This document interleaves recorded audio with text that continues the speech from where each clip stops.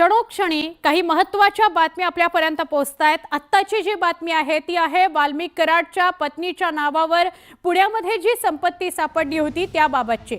या प्रकरणी पुण्यातील माजी नगरसेवक दत्ता खाडे यांची चौकशी सुरू आहे। दत्ता खाडेंची सीआयडी कडून चौकशी सुरू आहे। दत्ता खाडे यांनी फर्ग्युसन रोडवर ऑफिसची जागा खरेदी संदर्भात चौकशी करता त्यांना बोलवण्यात आलेलं आहे। ऑफिसची जागा होती एक हायराइज इमारत आहे फर्ग्युसन कॉलेजच्या रोडवर आणि तिथे वाल्मिक कराडच्या दुसऱ्या पत्नीच्या नावावर 2 गाळे आहेत, 2 व्यावसायिक मालमत्ता आहेत अशी माहिती मिळाली होती। हायफाय इमारत आहे आणि कोटीच्या घरात त्याची किंमत आहे। हे सगळं समोर आल्यानंतर आता पुण्यातील माजी नगरसेवक दत्ता खाडे यांच्या चौकशी करता त्यांना पोलिसांनी बोलवलेलं आहे। आमचे प्रतिनिधी वैभव सोनवणे यांच्याशी बोलूया। वैभव, व्यावसायिक जागा होती, कोटींची मालमत्ता होती, दुसऱ्या पत्नीच्या नावे ही मालमत्ता होती, हे सगळं समोर आलं। आता नेमकी काय अपडेट आहे? सुवर्ण, दत्ता खाडे हे माजी खासदार आहेत शिवाजीनगर परिसरातले आणि गोपीनाथ मुंडेंचे एकेकाळचे अत्यंत कट्टर समर्थक म्हणून दत्ता खाडे ओळखले जातात।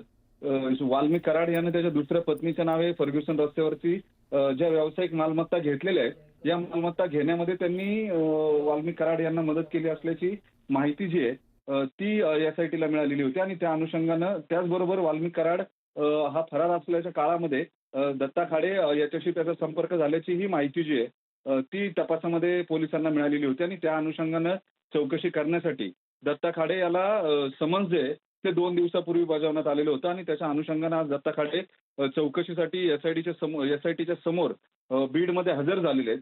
त्या ठिकाणी त्यांच्या या सगळ्याच्या संदर्भातल्या तपासात चौकशी जी आहे ती केली जाईल। सहभाग नेमका काय होता, वाल्मिक कराड त्यांना भेटून केवळ नक्की धन्यवाद वैभव माहिती दिल्याबद्दल।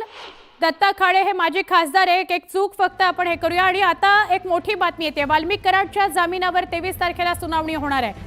वाल्मिक कराड याच्या संदर्भातली बातमी, त्याच्या जामिनावर, हे खंडणीचं प्रकरण आहे, त्याच्या जामिनावर 23 तारखेला सुनावणी होणार आहे। वाल्मिक कराडच्या खंडणी संदर्भातल्या प्रकरणावर जामिनावर 23 तारखेला सुनावणी होईल।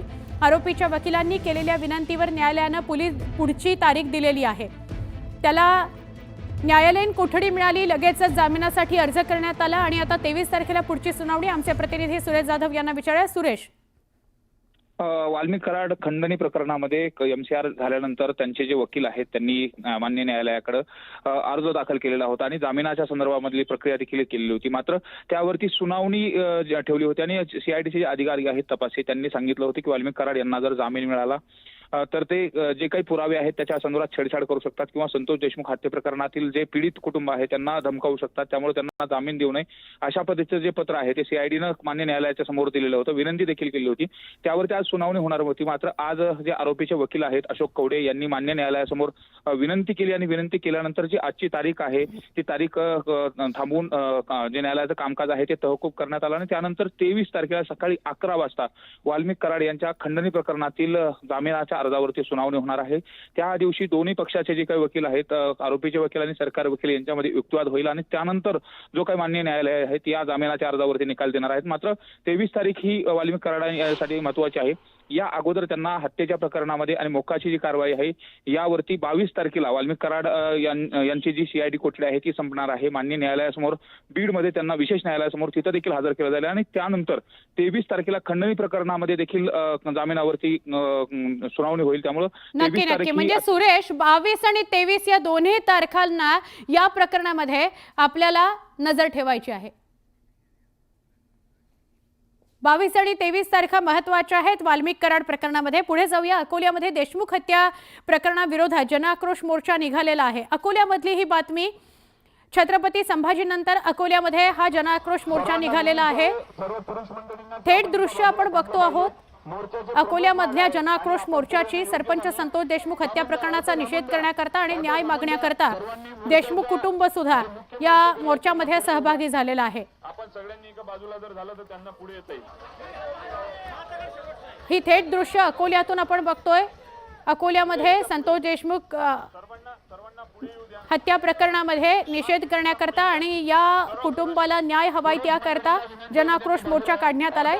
काल छत्रपती संभाजीनगरमध्ये मोर्चा निघाला होता आणि आज आपण अकोल्यामध्ये जनाक्रोश मोर्चा बघतोय।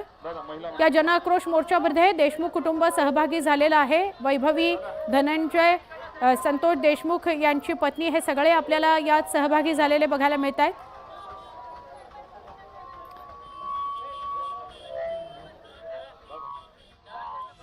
महत्व